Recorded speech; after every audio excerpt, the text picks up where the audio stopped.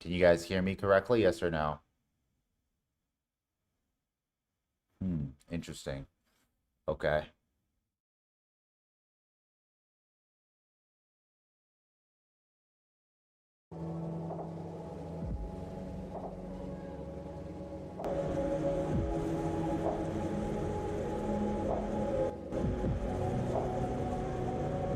There we go. Now you guys will be able to hear me better. Okay. So I was talking this whole time and I don't think anybody could have heard me. So I just wanted to make sure that we could do this here. So, all right, guys, let's get this stream started here. Obviously, I'm not in my office where I have a beautiful big screen and I can break everything down in depth there. Okay, I'm actually on my laptop here because I'm traveling overseas. So what we're gonna do is we're gonna go over the market here. Everything looks really small on my end, more, smaller than normal here. But most importantly, what we're gonna break down today is we're gonna break down basically the week, what I see happening here, and also what we see happening in the future here. So let's see if I can actually zoom in on this just a little bit here. I might zoom in a lot, just so I can get a better idea here. Now, it might be compressed here for most of you guys. If I do compress it here, do apologize. Okay? But I am trying to do this here from the comfort of my laptop, which is something that I don't normally like to do. Okay, so let's go look at Dixie here. Obviously, I was taking a look at it on the daily here. 12-hour. We still have breaks of structure downward here. We didn't have a break at all here.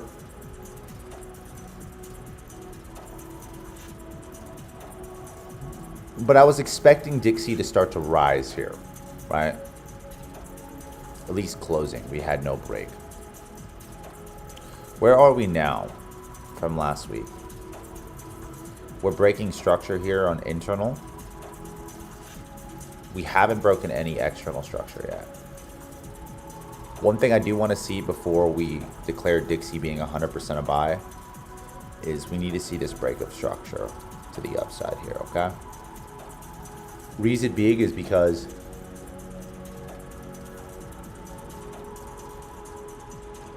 the moment we see breaks of structure to the upside, we can now declare that Dixie is going to be heading to the upside and continue on this upside spiral, and that this was just a pullback from this impulse move.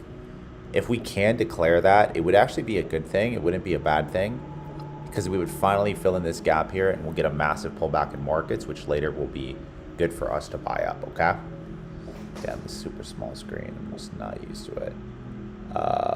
Like over here, like eyes to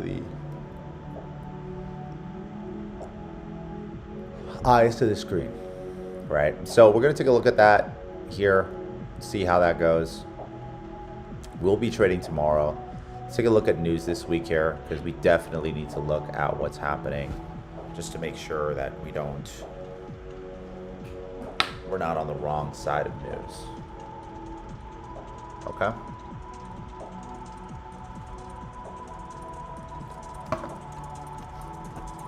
Let's take a look at this here.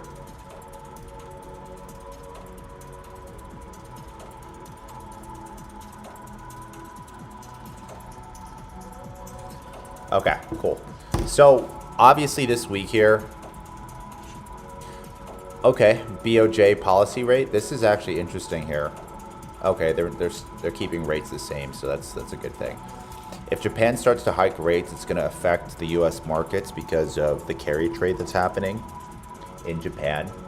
So the moment Japan starts to hike rates, the U.S. is going to have a huge issue, fundamental issue, and we'll probably see a huge pullback on markets on that. Now, I don't want to say that that's going to happen immediately here, but hey, we do expect Japan to hike rates at least one more time by the end of the year.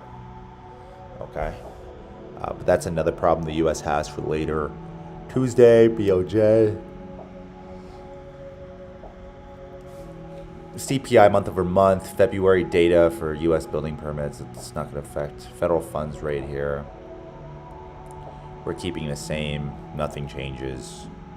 3.75%. As long as we're not hiking rates, we're good. I think the only place we can go from here is cutting rates, to be honest. BOE, monetary policy report, monetary policy summary for the Great British Pound. If you're trading GU, that's huge. Wow.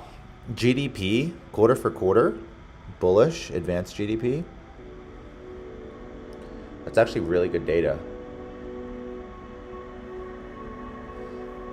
Kind of want to check this out.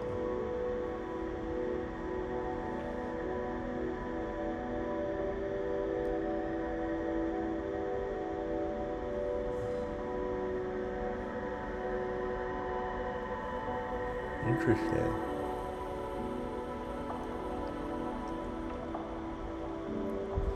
I'm very curious because this is forecasted to be really, really good. 2.2%. I mean, the last GDP reports that we've all had, we've missed on expectations except for one in 2025. I'm genuinely curious on advanced GDP right now.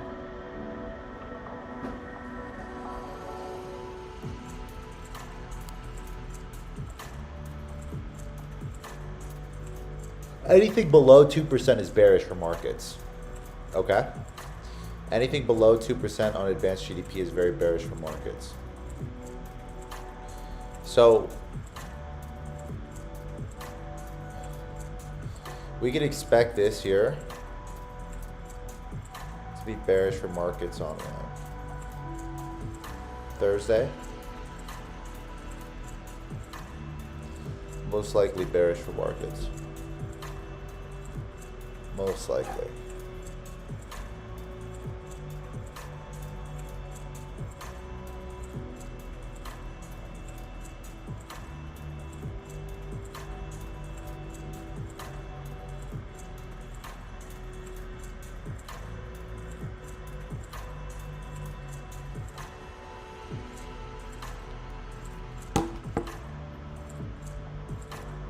Core PCE.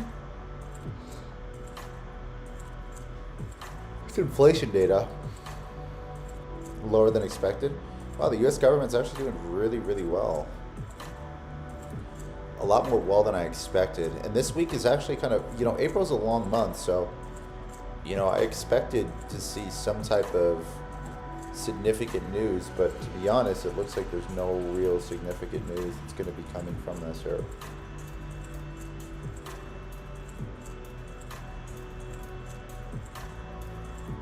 It looks like all the news here is going to be kind of similar.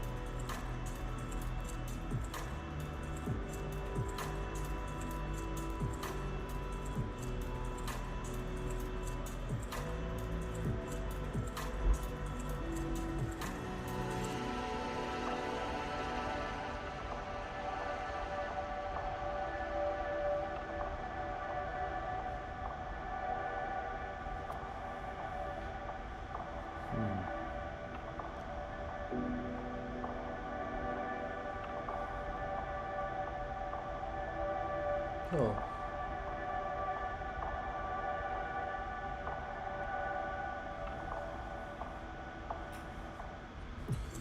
I just want to look at what May looks like. May is usually very bearish historically on markets. Market tops happen in May. Massive market tops happen in May.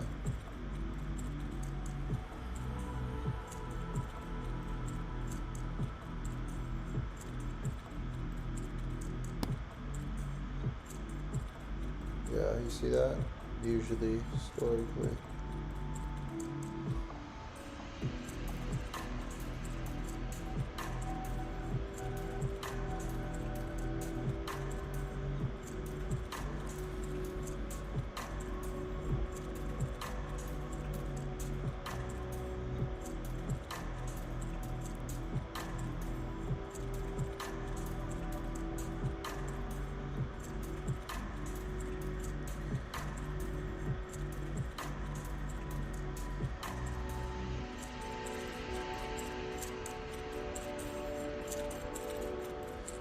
Huh, interesting.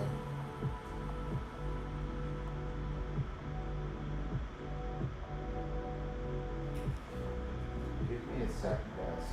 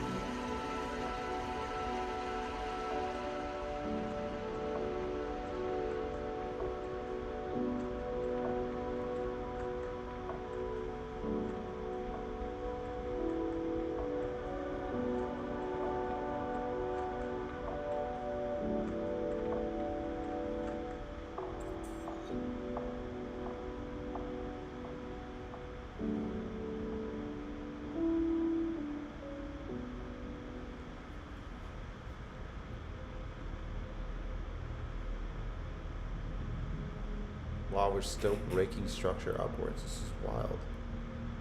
Small pullback that I predicted here earlier in the week. And then Friday we just had slow upticks here. This is a pullback earlier. Indecisional zone. It's going to retrace and then move higher. Price is going to still go to that 7,200 that we talked about. For certain. Let me look at seasonalities, guys. Give me 1 second. May go away. We're gonna have a massive turnaround in markets here. Seasonality is important because usually we should see some profit taking. Profit taking has to come into case, even with everything happening right now. Usually you'll see profit taking come into play.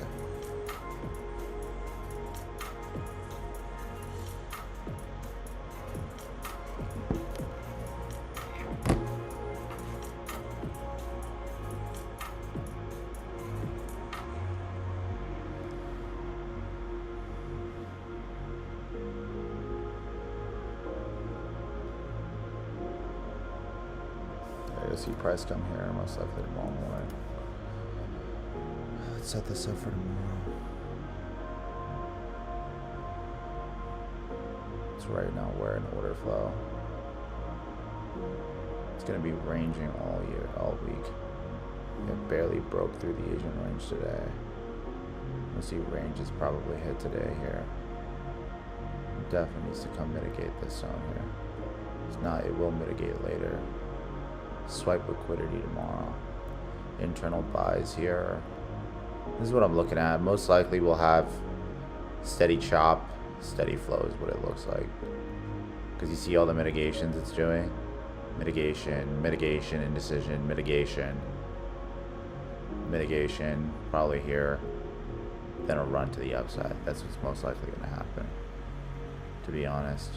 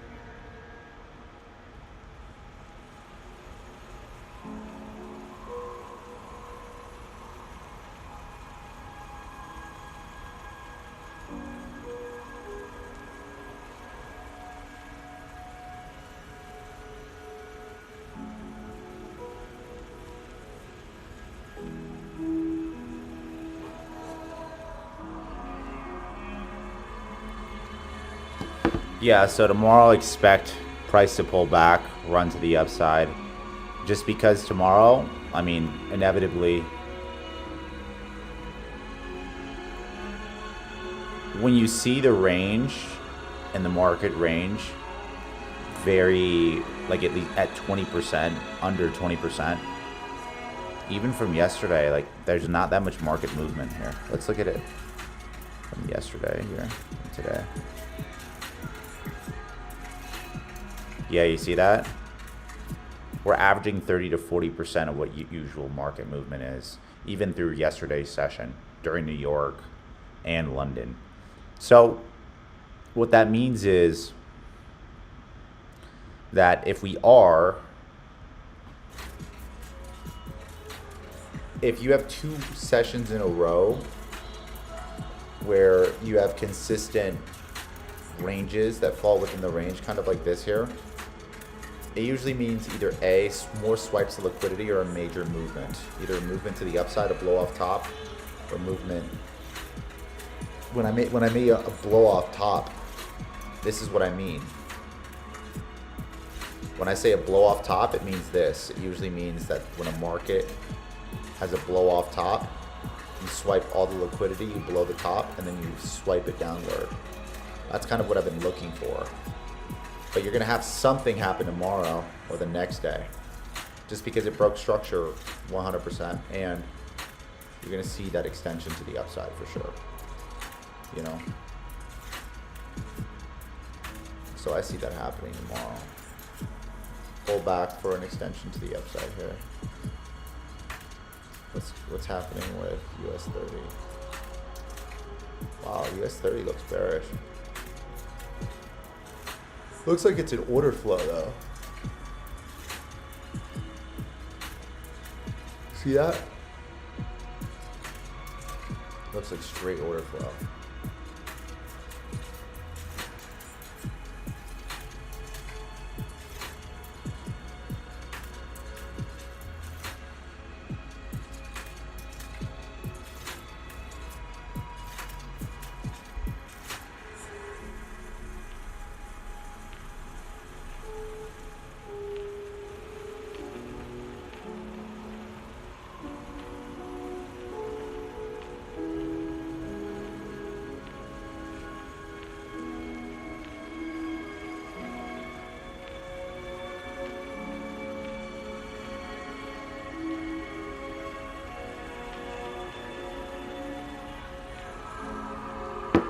So I'm seeing a blow off top for sure here, without a question. Breaks of structure here, once you see that, it's game. It basically tells you that it's ready to start to expand here. So I'm looking for some type of blow off top on external structure to see that swipe to the upside of 7,200 for SPX, and then for us to possibly come down from there. But what that means for me is I'm gonna wait for this to break, close above here on the 4 hour. I'll look for buys tomorrow morning. Those buys tomorrow morning will signal to me, hey, we're gonna move higher and we're gonna extend higher. I'm curious about NOS. It's doing small trickles to the upside, similarly, small trickles to the upside. Let's look at Russell here. Russell looks ugly. The same portion too, right? This Russell had a blow off top already though, you see. Looks like it'll come back for a pullback and then run to the upside here. Yeah, that's what it definitely looks like. Yeah, what I'm looking for here. Wow, did it mitigate already? Russell's so ugly. I don't even want to trade it just because the pullback is not large enough for me to even like want to get in.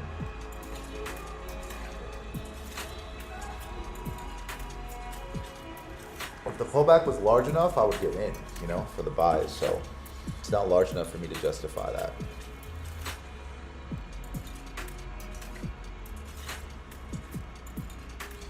This right here, you see, SPX E-mini futures, we call that. Swipe liquidity, buy zone, bank. See that? It's a lot cleaner on futures, to be honest. NQ and ES is a lot cleaner on futures. Sometimes it's good to look at ES and NQ on futures if you're trading Forex. Only reason I say that is because the futures chart is actually ahead by a couple seconds, and the price action can look different. One thing you have to be aware of is data feed. Data feed will look different will have a little bit of a discrepancy based on like the price feed and the data that it's coming from, whichever LP or broker you're trading from. Gold is interesting here.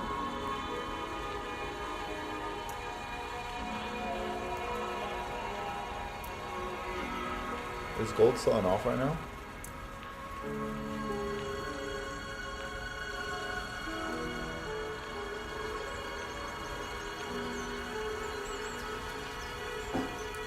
Wow, gold has just been hanging out, doing nothing.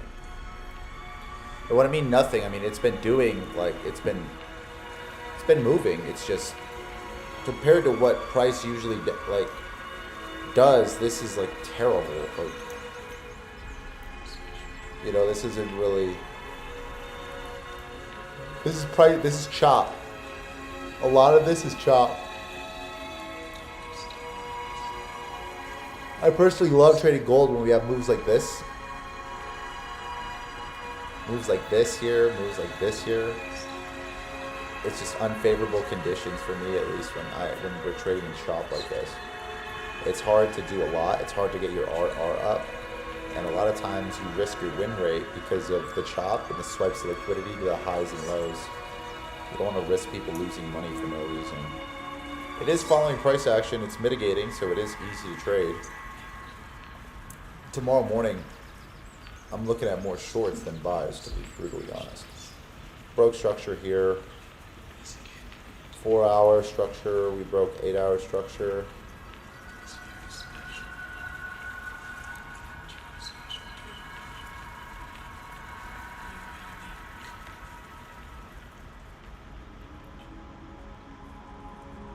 Looks like we're going to mitigate and go lower. Tomorrow I'm going to aim for sells for gold. Yeah, most likely aim for sells. It's not looking like any buying pressure at all.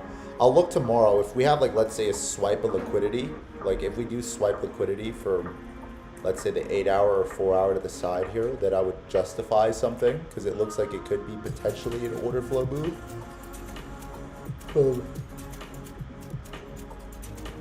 From this impulse move, it could look like an order flow move. The problem is like the volume's dying off. May is gold's worst month. Lowest volume. Volume just isn't there right now. All the volume's in like SPX.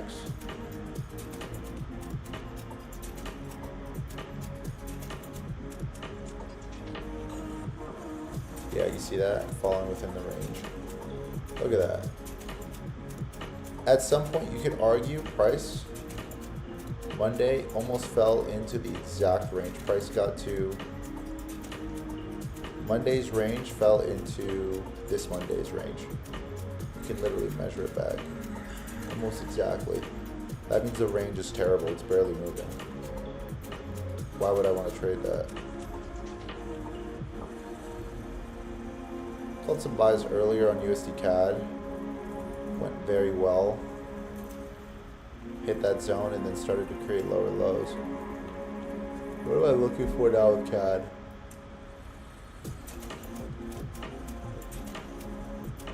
Did it break? Yeah, it broke. This next zone to me would be interesting.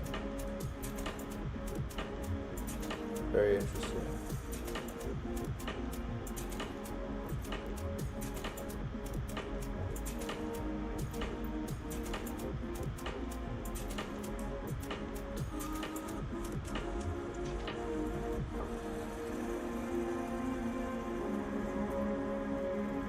Then I'd want to like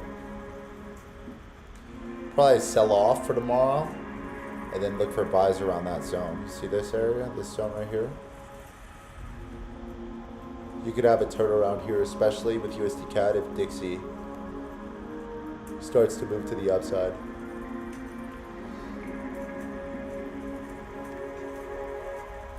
I'm saying this now, all of this is going to get filled in May. For sure. I'm pretty certain it will all get filled in May. GU, let's look at GU here.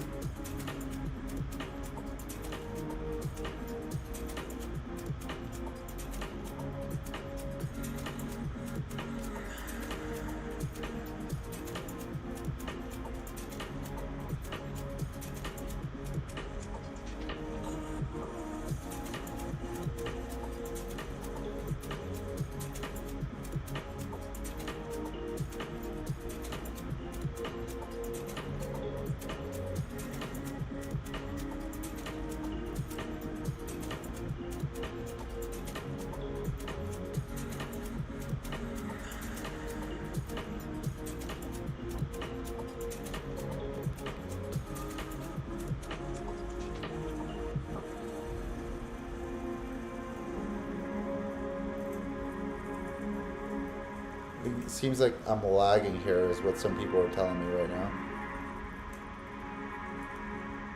I hope it isn't too bad. I hope I'm not lagging too much.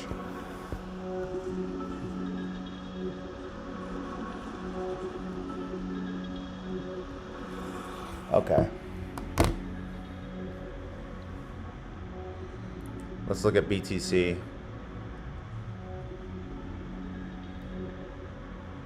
BTC is slowly breaking structure. This is what I was looking for. Tomorrow, I'm going to see if I can get in some more sells here. But this right here is what I was looking for. See, this is what we talk about here. Right there, that break of structure here. That might be the zone that I'm looking for right now. Okay. So tomorrow morning, we'll see this here. But most likely, we're going to sell a lot of BTC. This is kind of what I'm expecting in mitigation here. Right. I'm expecting price. Come here. Okay. Go up. Mitigate. Fall.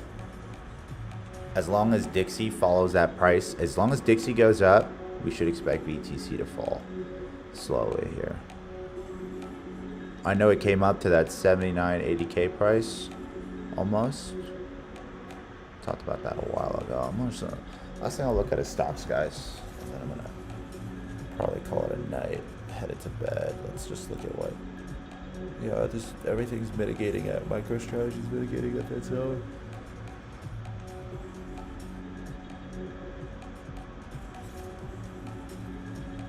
MicroStrategies cannot just break. Can find that break of structure. It's still technically in a downtrend. Hasn't broken that structure. They can't catch a break. Nvidia though has been ripping. Wow. Oh, Nvidia is saving the U.S. economy right now. That and probably Amazon. Amazon has been running. Google running. Meta coming back finally. Tesla is coming back. After that nasty mitigation here, you see that? Gave that in the beginning of the month. Tesla is easily at least gonna come back to that. You see that gap there?